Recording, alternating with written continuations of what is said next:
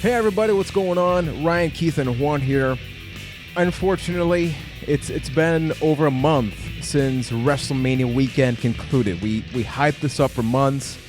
We were able to touch each other, like handshakes, hugs, really, really good things in our lives that for 13 years they were being built up upon. And just like that, it faded away, right guys? But fear not, because we're going to go down memory lane. We got some pictures. We're going to see what we remember that's apparently phenomenal, although out of the three of us, I seem to be the only non-phenomenal one of the bunch. So are you guys looking forward to this nostalgia trip, or do you think it's just going to make us miss each other that much more? I'm looking forward to it because there are portions of that trip that I don't remember much of, so maybe this will help me fill in some of those blanks. Let's go for it. Yeah, I'm excited to go over it. It was a really fun trip. One, you just got such a solemn tone about the whole thing. I like to look at it a little more positively. Are we going behind the barn after this one? I just miss you guys so much.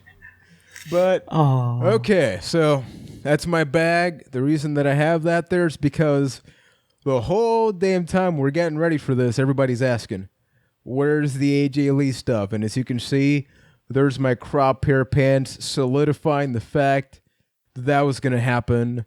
Did you guys do a lot of clothes packing? Like, I don't know about you guys, but I ended up not using half of the things that I brought almost.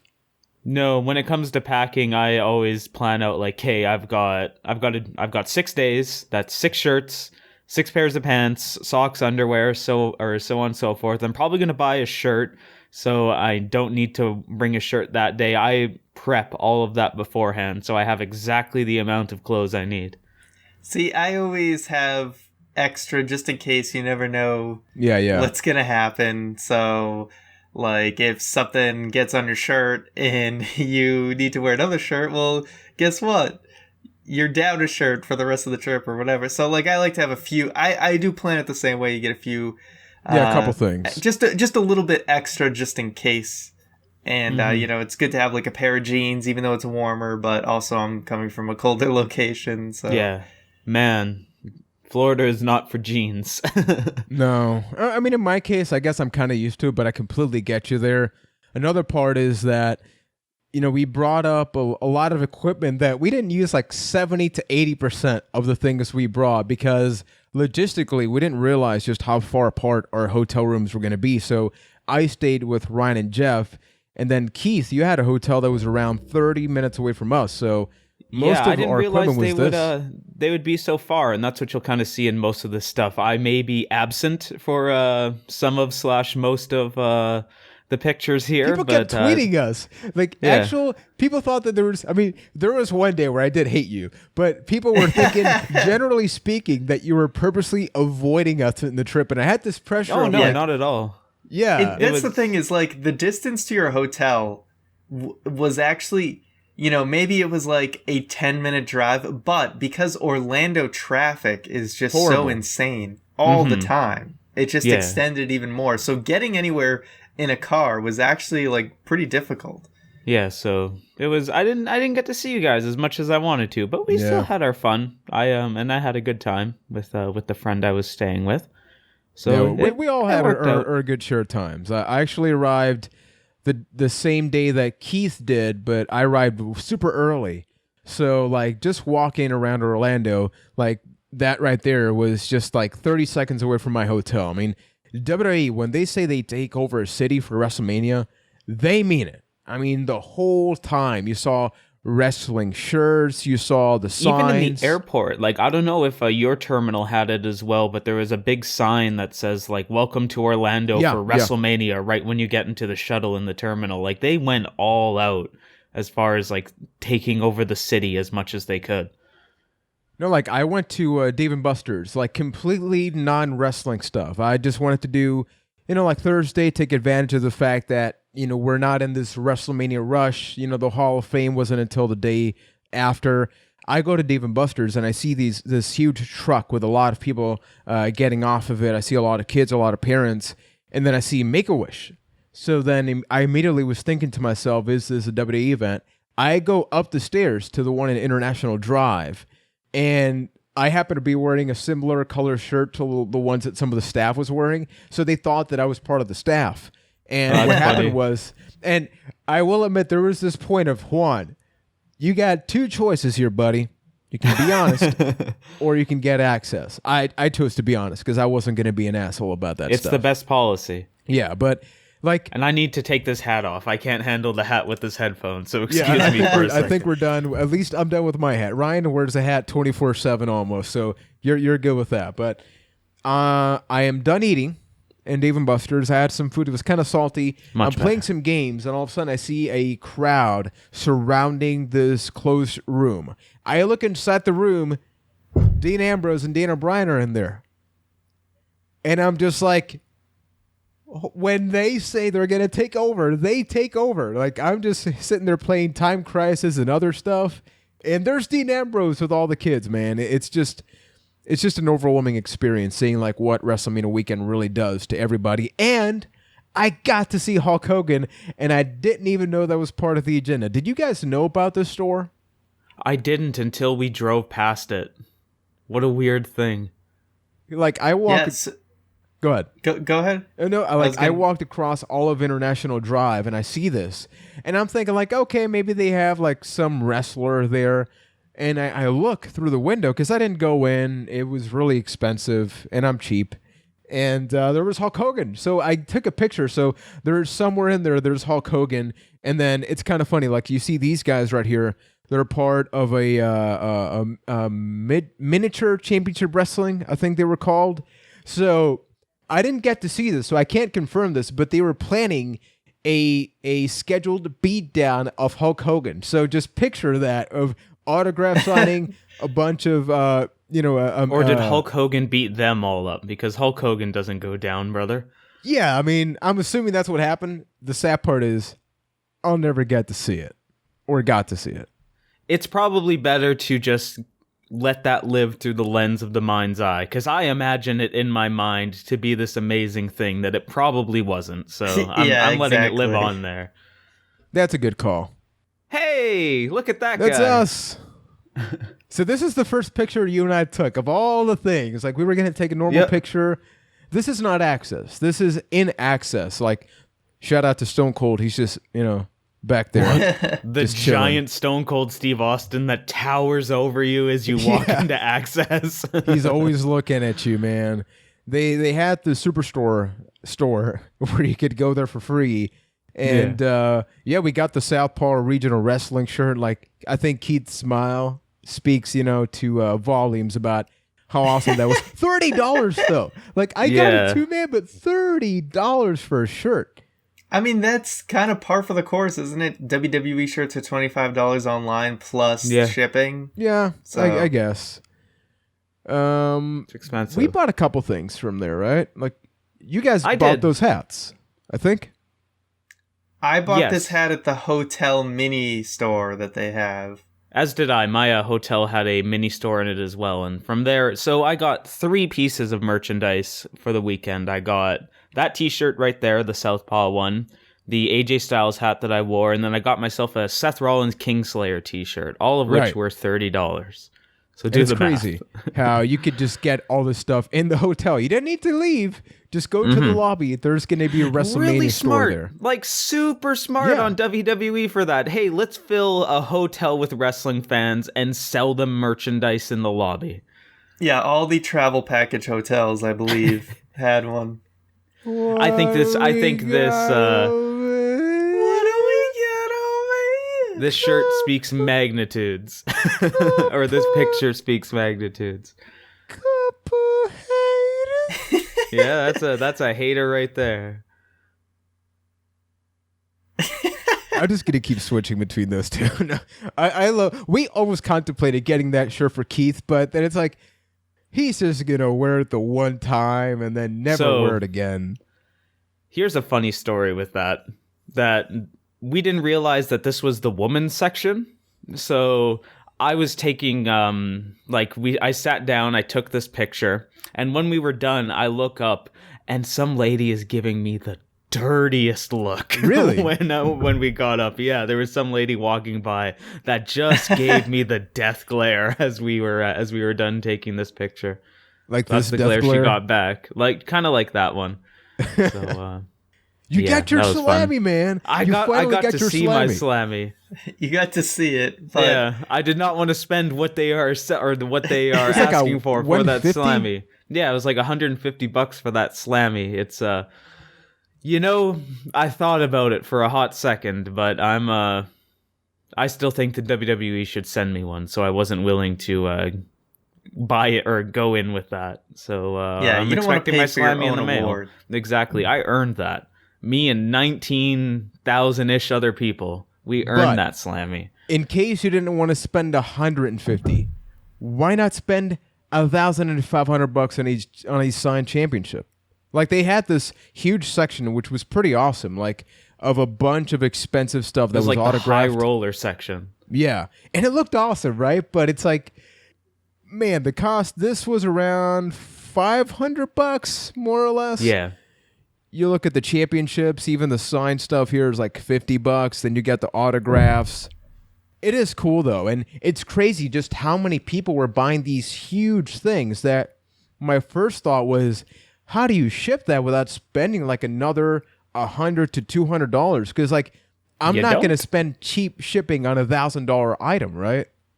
It's the thing that really stood out to me from going to all the events is how many replica championship belts were just everywhere wherever you went. If you start to crunch the numbers on all of that, it's that's a hell of a picture there. If you start to crunch the numbers on all of like how much money that was, it was a little perplexing.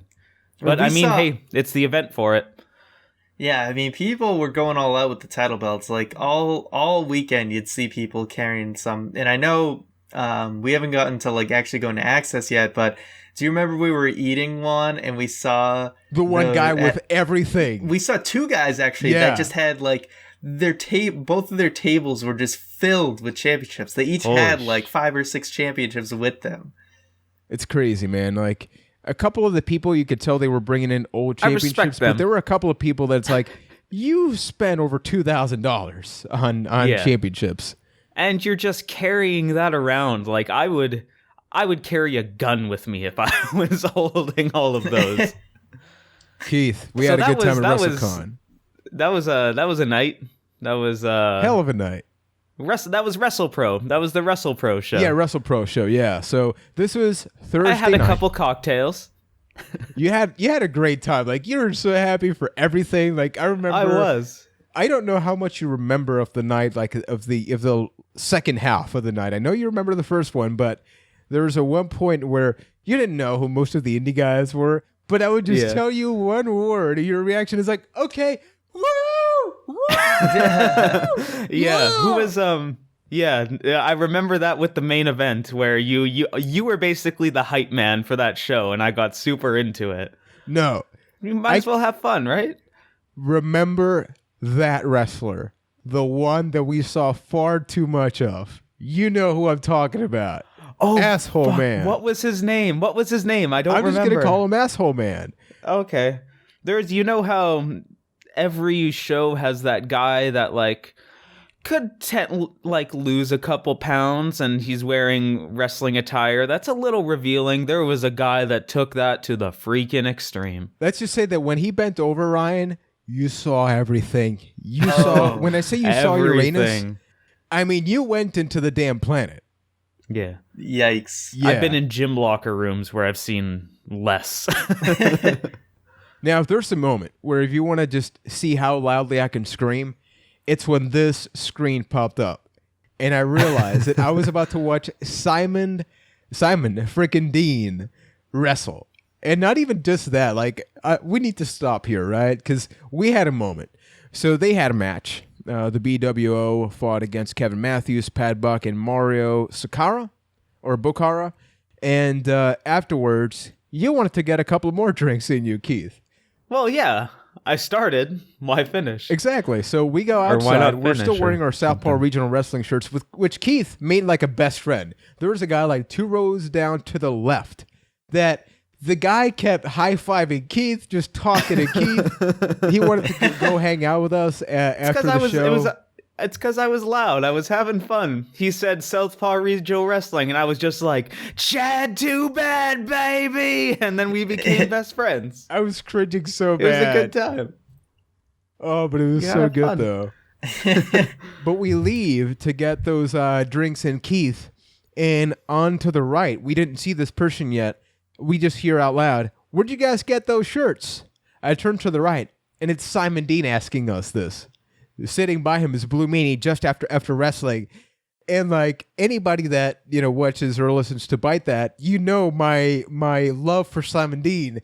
So I'm trying to not even mark out at the situation, mark out at the ridiculousness. That is that the Southpaw Regional Wrestling shirt is what started this. So Keith and myself just spent 10 minutes just talking about the territories of Southpaw Regional Wrestling and why it's so great. And I eventually kind of scooted away, and then you just kind of kept talking. You missed a whole match. Yeah. Because you were talking to the BWO. Yeah, man. I kept talking to Stevie Richards, and I will say this right now. Thank you so much, Stevie. I talked to Stevie for a solid 30 minutes or so about not even wrestling, talking about crowdfunding, talking about technology, about health and fitness, and a couple of times, I was kind of thinking I'm taking too much time of him because ODB was walking by, all sorts of wrestlers saying hi to him, and at one point I told him yo, we can talk later. I'll email you or something, and then he pulled me to him and said no, man, I'm talking to you right now, and I don't think he realized just how much that meant to me, right? Where it's just here's two people from completely different worlds just talking about technology, about audio recorders, and that was my highlight of the night. Not any of the matches. I just love having that conversation. It was great. I'm trying to look online to see if this show is available, and I'm not finding anything. It kind of bums me out. Talk about this. So Tommy Dreamer had a match. And I don't remember who it was, but he looked like an offspring of Baron Corbin. That's all I remember about this dude. The whole night. This is another prefacing this. The whole night, we were comparing every wrestler. Oh man, this guy is if you combine Baron Corbin with a blank for every star. And Juan, being the champ he was, didn't hate me after this, but Tommy Dreamer was going around basically doing his hardcore stick, and Juan bought a DVD earlier in the night, Wrestling Road Diaries, shout out to Colt Cabana for that one, and Tommy Dreamer's coming by. So I grab Juan's DVD, and I'm like, hey, Tommy, here's a DVD, hit him with that. And Tommy Dreamer just looks at me like, no, you paid good money for that. And keep in mind, he's holding the wrestler's head, pulling him. Yeah. And he's grabbing him and walking voice. it by in the most normal voice. That wasn't Tommy Dreamer the gimmick. That was Tommy Dreamer the man. In this weird moment where, I got put in my place, kinda, by Tommy Dreamer, but at the same time, it was super respectful. He's the man. Tommy Dreamer's the man. I got a lot of respect for him after that one. So on to the fun part. That was WrestlePro. WrestlePro is a hell of a show. Like I mentioned earlier, I can't find it online from my look, but if it is out there somewhere, it's worth a watch because you'll probably see me wasted doing dumb things, and you'll probably see us in the crowd. And this happened. So I met Ryan. You look so happy to see him. Oh, yeah. I met Ryan the day after, and it was crazy because I was thinking, is this not going to happen where Ryan and Keith meet? Because every time they were supposed to meet, one of them left. So, I said goodbye to Keith for a little while, and then Ryan comes in. I go to Keith, and then Ryan was doing something else. But immediately, we just showed the wig just to confirm the wig is dry. It would be happening. Oh, yes, the wig is dry. We'll get to that. Oh my god, why is this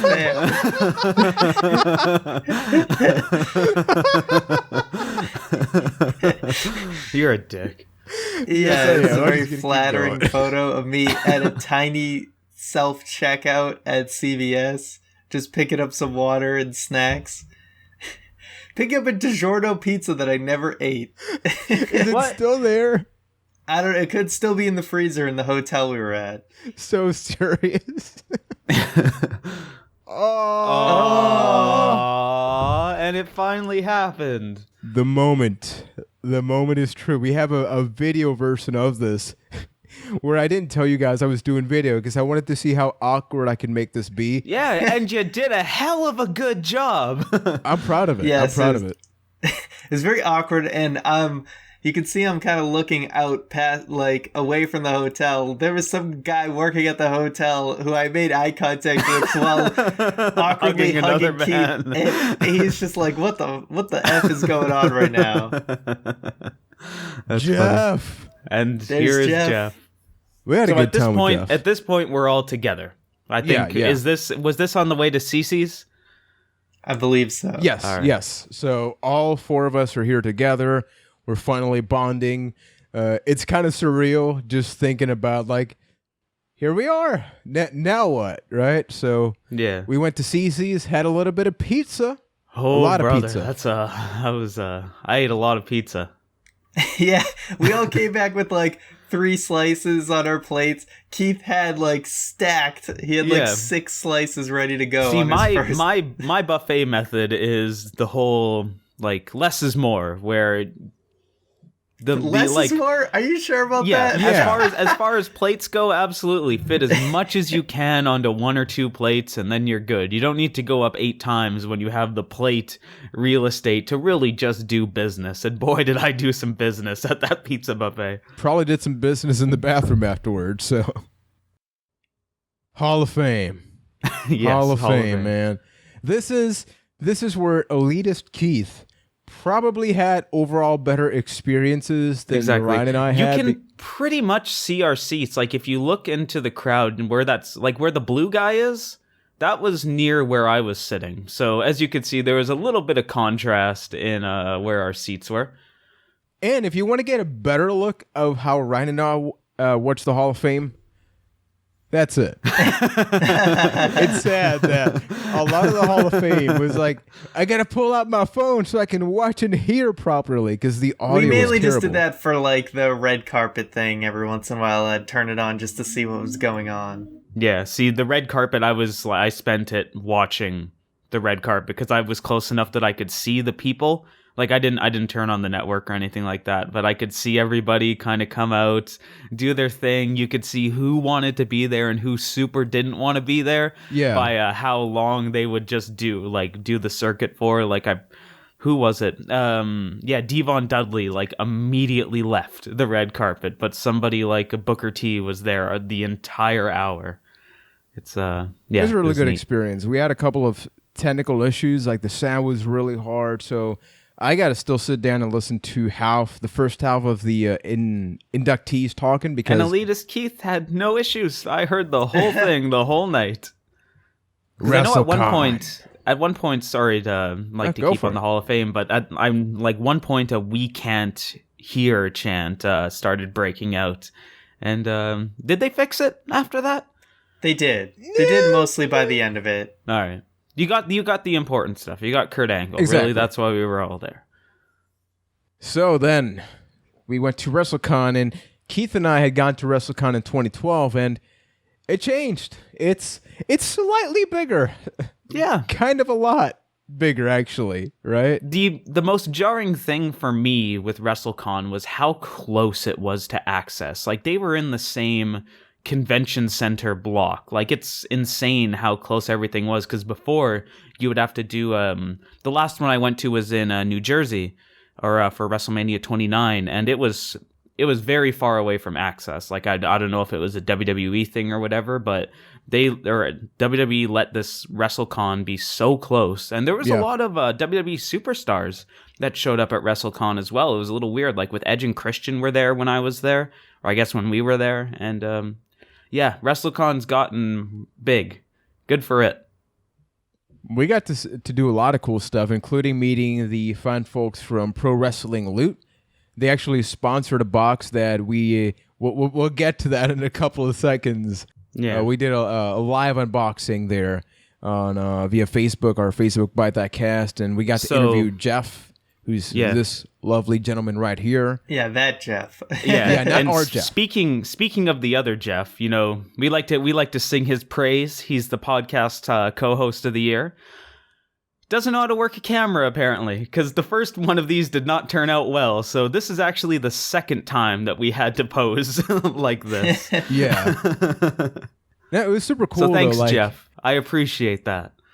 Hey, Jeff is love. Jeff is life. Our Jeff. That Jeff is great. Yeah. He was very nice. I had a very nice conversation love, about like, him. doing all this stuff, just being able to meet people. You know, like I do these unboxing videos and all that stuff, but to be able to meet the creators one-on-one and then just talk about, you know, how they go about choosing the boxes. The interview's up on VidMe, and it's also up on the Facebook page, so you can check out a lot more information on that, which leads us to, if we were ever to make a top 5 favorite wrestling moments, like not wrestling matches, wrestling moments, this has got to be the number one.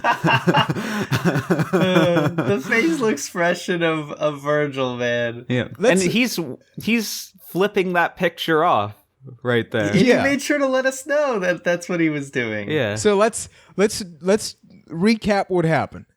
So we do an unboxing video, which, man, we were seconds away from not doing it at WrestleCon. We were thinking, like, we'll do it at the restaurant that we're going to go eat or something. But then we saw this empty table and said, you know what, screw it. Let's do the unboxing there. And as I'm opening it, we see this, and I don't remember if it was you or Jeff, Ryan, that said, we got to get it autographed. And then we realized, like, we were literally less than 300 to 200 feet away from Virgil. So the whole time that I'm doing the unboxing, I'm like, is this going to happen? We then go to Virgil, who stops me. I don't stop him. He stops me because he notices that. And like, it was kind of hard to understand what he was saying, honestly. So I can't tell you what he said. But then when we show him that, I ask him, can you autograph it? And he's like, for $20. So it costs us $20. But then I ask him, got to get that F money. Yeah, man, he needs it. So then I asked him, can I take a picture of you autographing it and a picture with us? So we got all of that for $20, which for Virgil, for Virgil F money, that's amazing. Right? Yeah. Now as long as you give him a 20, he's happy. He's happy. We got our money's worth. And that's really the weirdest part of WrestleCon, going back to the point of, oh, you were just a few feet away from Virgil. That's the... Like, I remember at one point I went to use the restroom and boom, all of a sudden I'm peeing beside Ron Simmons. It was a very surreal moment. But WrestleCon, just walking into a room and you're right near at like any... Think of all the wrestlers who aren't in WWE, who are a big deal, or even former WWE guys, and half of them are all just there. Yeah, for better or worse in some scenarios. Yeah, you just like walk through the whole thing, and you're like right next to just everybody, you know, like 100 wrestlers basically. If you could do that over, you should have hugged Virgil and then paid him $5. You know, basically we saw him at Mania the next day in that same exact shirt. I don't think you wanna be hugging him. Yeah. That being said, this may be the happiest I have ever been in a picture. Like, you cannot fake a smile like that. Yeah. It's, oh man, so good, so good. And this. Oh my, you got a picture of that? Oh my God. Marty Jannetty. Talk to me about Marty Jannetty, Ryan. Marty Jannetty was about what you would expect. You know, like... He still can walk, though. A mix of craziness and sadness all rolled up into a ball. This is during Colt Cabana was doing a podcast up on the stage, and he was interviewing a ton of people. And he interviewed Marty Jannetty at one point. I think he was the guy who was interviewing when we first sat down. And yeah, Jannetty kept trying to get over this like moose pose or something, but it looks like the Titus O'Neil thing basically, and he was just trying to get everybody to do it for no apparent reason. So awkward. Yes, yeah. And to highlight this stage a bit, that was honestly my favorite part of WrestleCon for when I was there. They had some really cool things happening on that stage, and you didn't have to pay extra to like sit down and just enjoy it all. Like they were doing a impression competition, like guess the theme. There was like a kind of weird TNA panel going on when I was there. And it was really neat. That easily the highlight of WrestleCon for me was seeing that. And that's been there like the last couple of years, but it was my first time ever seeing something new. Like that. This was new? Okay, cool. They did good with it. Yeah, because one of the complaints historically has been that WrestleCon is not cheap. Like, it's cheap to get into. It's about $30, and it includes a free women's wrestling show that we didn't get to because it was not in the same building. So, you still had to pay an Uber and all that. The Pancake Show. I forgot about that. You need to pay extra for that, though. Oh. There's a bunch of different shows. But basically, the complaint was that unless you get autographs, there wasn't a lot happening. Although, honestly, even if you don't get a single autograph, just getting to walk around all of the wrestlers by itself is worth the experience. But then they had this where they interviewed Crime Time. They interviewed Marty Jannetty. We had a Jeff Jarrett and Earl Hebner Q&A. And that's just some of the stuff. So it's super worth checking out. And then a lot happening in this picture. So first up, we almost didn't get into this building. That's one of the first things. Like, I almost didn't get into this building. This is on the night of NXT we're TakeOver. At NXT now. Yeah, yes. This is NXT. Yeah. So that right there in the middle, that's Sushin, one of our longtime supporters. So I definitely want to give him a huge shout out. We gave him one of the items that was in that sponsored box that we opened up live. And then I'm wearing my lovely wig, which I do look quite beautiful, I may add. Oh, yeah. Should put that up for sale. No, not the wig, but maybe the shirt. But what happened, and maybe somebody else can do play-by-play of my reaction, is I realized when we were about to get inside with security, my ticket was gone. My TakeOver ticket was gone. I had this Hot Pocket-looking sleeve, and then it was nowhere to be found. I was almost on the verge of tears because I was immediately thinking, I guess I gotta find a scalper and get some tickets. Like, somebody else do play-by-play because I was panicking. Someone's all you, So, Ryan. I mean, it was all within like a minute. It all just was one 1-minute tornado of just Juan realizing he didn't have his ticket. He had already handed the tickets out to everybody else. And Juan's freaking out. He doesn't know where it is. We start backtracking. And sure enough, like a couple feet behind us, just on the ground, face down, was the NXT ticket. And it wasn't just a random one. It was actually his. And he was just super, super lucky that nobody just picked it up. Yeah, you got very lucky there. I'm happy it all worked out. And overall, I had a really fun time. Our seats were super awkward. Like, I think out of all the nights, these were my least favorite seats. And I wore the wig for over half of the show. And then I took it off. And then the wig is wet was born. Yes. Because my wig did get wet. And it led to many awkward moments. Yes. Once again, Elitist Keith's seats were fantastic. I was in the 100 section, just facing the ring. I had a hell of a great time. Don't remember much of TakeOver, but for inebriation reasons. But I had good seats for it, I can tell you that. So then, this was WrestleMania morning. You were out of action, Keith, so Jeff, Ryan, and I went to Access. Yeah, I was... WrestleMania was great. Sitting in a hot stadium all day being hungover as shit was not exactly the best experience. 'Cause holy crap was I hungover on... I think my final tally was... I drank a lot of beer that day. I think I had 2 pitchers by myself of Bud, and then about 6 stadium beers at TakeOver itself. I had a couple drinky boos. You survived. And that's the important part. So we did go to Access, and I kind of regret not getting any of these. These were miniature championships, which look great, but they were $50 a pop, and I was like, can I justify $50 for like a tiny championship, They were pretty cool. One of the benefits of Access was that we actually got an NXT show, which included Tyler Bate versus Pete Dunne. We saw Patrick Clark. We saw Steve Cutler. A lot of the up-and-coming guys in NXT, really. And it was great. And, like, after this, we got better seating. We basically had front row in this kind of upper section, and this was free. This was included. Yeah, they were kind of like, they had 2 sort of risers set up, and you could just stand around, too. So yeah, that's where we're sitting on the risers.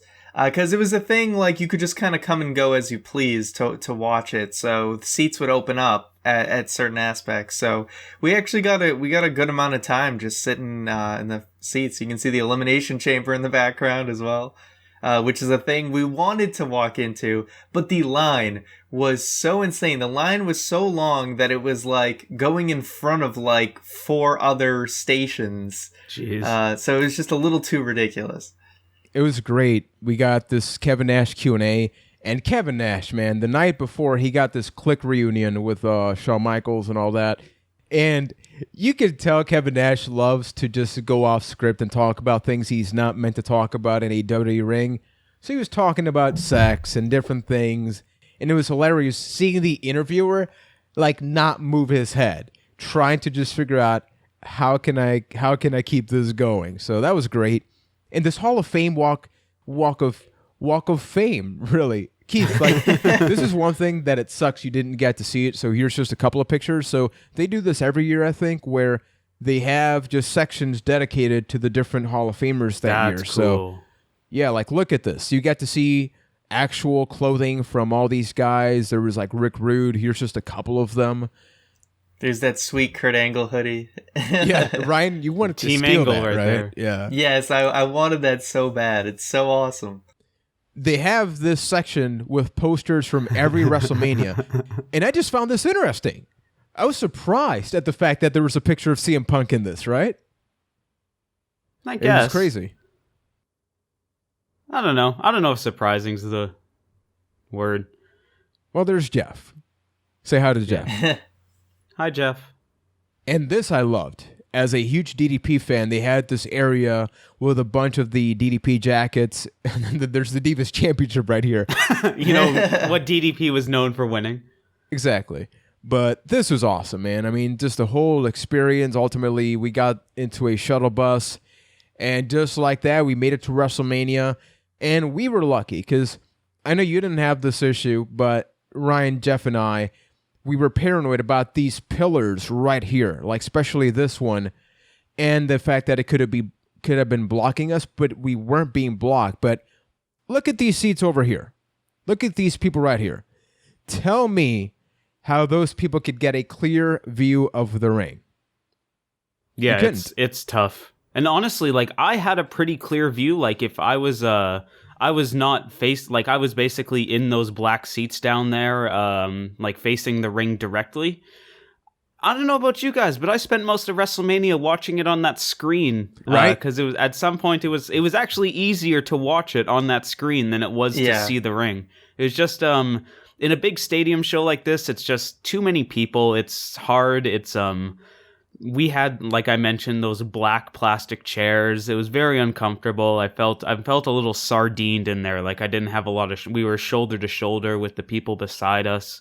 As far as, like, live experiences go, WrestleMania was probably my least favorite of the weekend. It was really cool to be there, but I enjoyed the atmosphere and the whole sitting arrangements of why is this stuff at the Amway Center. And why? That's when the "You Deserve It" chant started. This is supposed to be...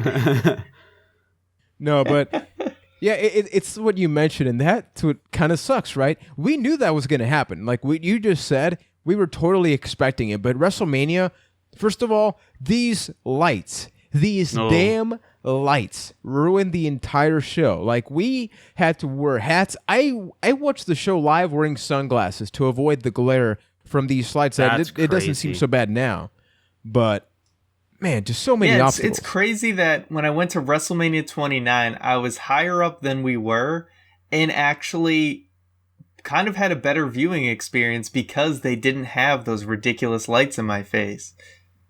So if you're going to WrestleMania, the moral of the story is prepare yourself, because as cool as it's it is either being sit there, really close or sit really high up, so that the lights don't hit you.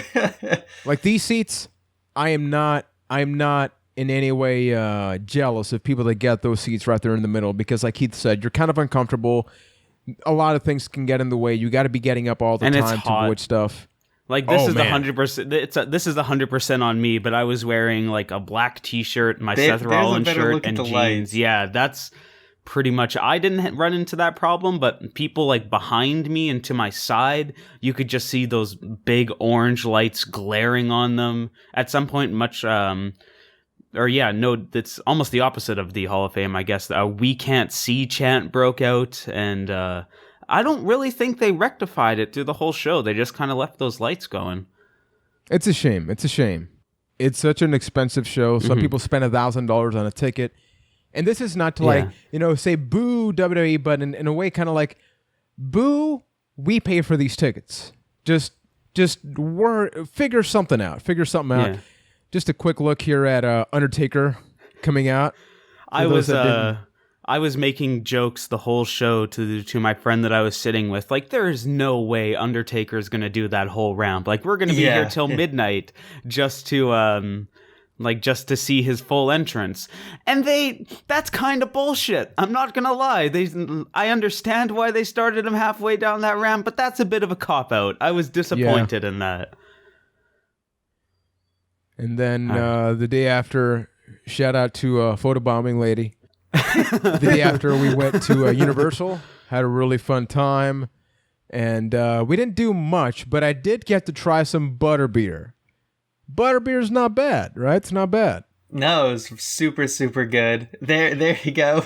There's me sexually eating the frozen butterbeer slush.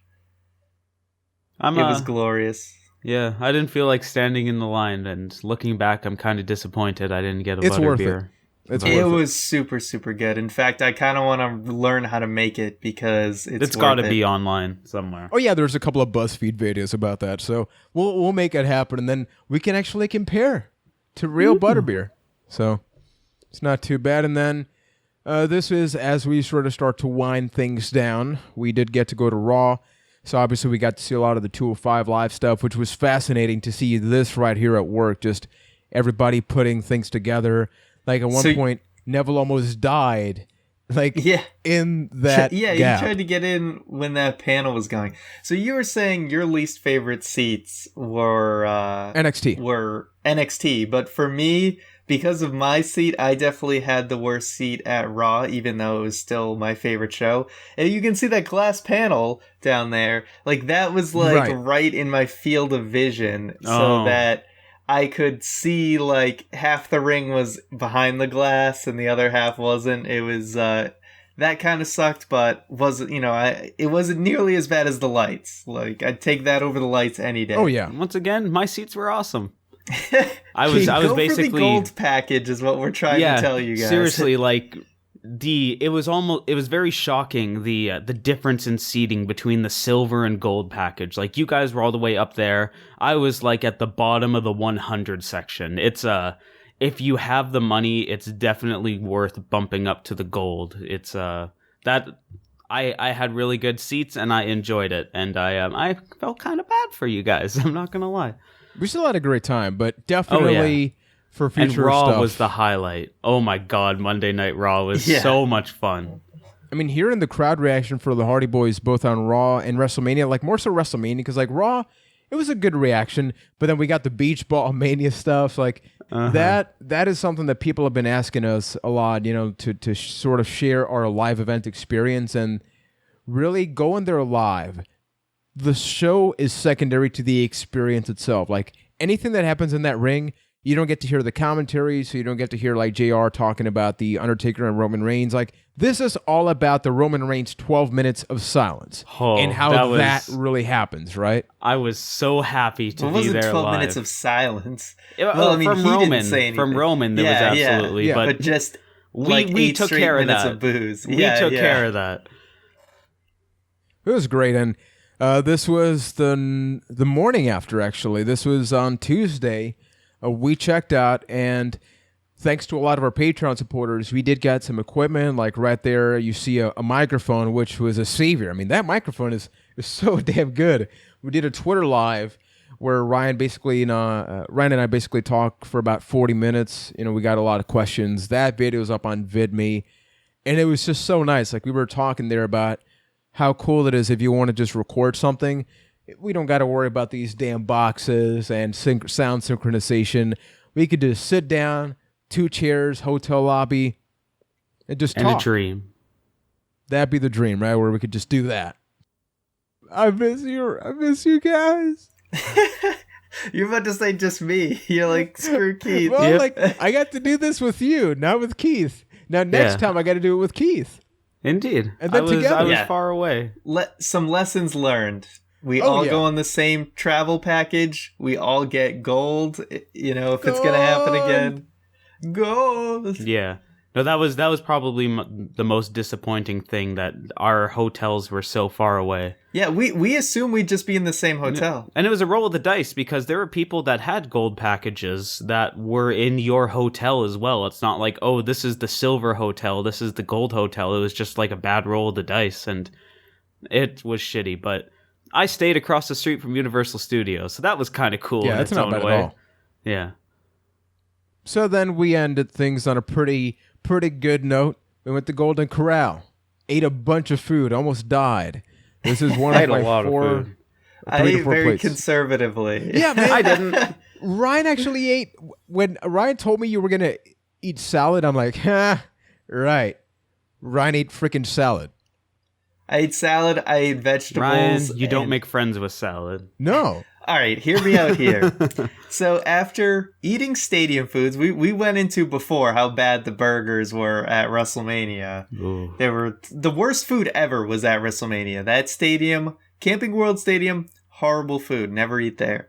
After so much junk and just horrible things that we ate, when we went to Golden Corral, like, my stomach had not been agreeing with me for over a day. So I ate so much bad food that when I got to Golden Corral, vegetables and salad and stuff was just very appealing to me at that point. That's when you know you've just gone too far. Legit. So I had like chicken breast and vegetables and salad. I did have a little dessert, but I didn't get to go for all the ridiculous things that you guys ate. No regrets at all. And ultimately, this right here, this is the last picture we took of us together. Aww. Why? No, real talk. That was the trip, right? You know, I got like an 8-hour delay. That's a whole different story. I got home at like 4 a.m. Everybody's trip going out of there is miserable in its own way. That was not my best flight. No, it was something else, right? But any closing comments about this journey now that we've taken a look? And yeah, a lot of times I do wish, you would have been there, but obviously logistics really were just a pain in the ass to make stuff like that happen. Now that we've taken a look back at this trip, what are your nostalgia thoughts about it?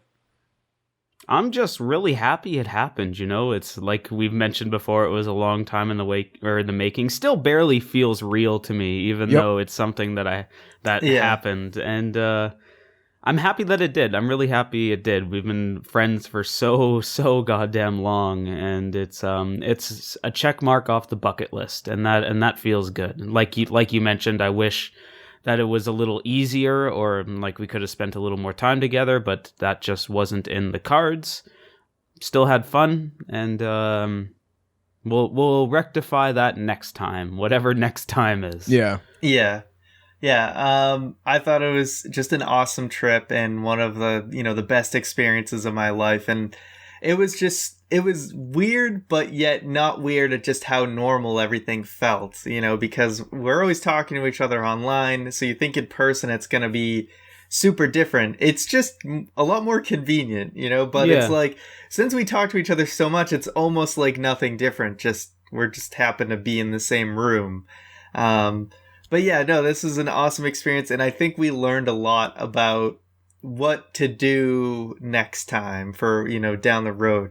And I think if we choose to do this again for another WrestleMania, however many years into the future that may be, that the location and stuff is going to be a big thing that we're going to pay attention to. Yeah. Like the next WrestleMania I'd like to go to, maybe it would be better to go to one that's a dome stadium so that they don't have those like pillars to worry about for seating and things like that. And just also taking consideration getting around, getting around in Orlando was surprisingly difficult. So there's a lot of logistical things, because logistics seems to be the key word here. Of any barrier that we had on this trip was because of logistics, and that's something we'll take into heavy consideration for the next trip that we do. Indeed. Yeah, I got no regrets about all the stuff that we did. If anything, it's just a matter of, you think that a lot of days are going to give you a lot of times to do things. We wanted to go to like a barcade, didn't get a chance to do that. At one point we just said like, hey, we could do all this sit-down content for Byte That, but we saw the feedback from all of you. Like, social media had a huge boom, and it's because we were just worried about, being able to take pictures and sharing that with you. We got emails with people saying, hey, it really felt like I was there with you guys, because... Yeah, y'all were there more than me, really. Yeah. So it was just a really, really enjoyable experience, and I hope that it doesn't take, 5 years for this to happen again. However long it takes, like, let's sleep less. Like, if we slept not that much this time... God, I got no sleep that whole weekend just because of the whole, like... Because we shared a car, like, we would... me and my friend got a rental car, and then we would like drop you guys off. Then it was another half an hour back to the hotel. So it was like bed at like 2 a.m. every morning, up at like 9, 10 o'clock. There wasn't a lot of sleep happening, but whatever. We didn't go there to sleep. So exactly. So folks, that has been it for. That's it for our secondary look. A look back, the photographic journey of WrestleMania 2007 weekend. If you have any questions for us, anything that we missed out that you guys would like us to talk about, we can time travel. Time travel. You said 2007. I said 2007? Yeah. Oh, damn. 2000. Add a number. WrestleMania 2017. There we go. What happened in 2000? Now I'm curious why I said that. Anyway, if you like this content, definitely make sure to like, subscribe, recommend us, upvote us. If you're watching us on VidMe, if you're watching us on YouTube, we want to make sure that whatever it is we do on the channel, like stuff like this, is guided thanks to your support. So if you want to go one step further in supporting everything we do, you want to get a couple of perks, you can do so by pledging, supporting us directly. Help us reach different goals by heading over to patreon.com/bytethat for as little as $1 a month. You can get access to a raw, uncut video version of the podcast, including a Patron exclusive pre-show. So we talk about a little bit of everything. It doesn't even have to be about wrestling for about 10 minutes. And it's the best way to support us directly. You can help us grow. You can help sustain Byte That. And you can talk about monetization, you can talk about YouTube situations, but it really is crowdfunding, not just for us, but for any content creator out there. Crowdfunding is the way to go. It's the best way to avoid restrictions, to avoid not being able to do things, because it's directed thanks to all of you. So thank you for watching this. It's been a hell of a ride. Now, until next time. The ultimate thrill ride, one might say. The ultimate thrill ride. You guys went on roller coasters. I didn't. But I'm happy. So until next time, thank you for watching, and we'll be back with a lot more right here on Byte That.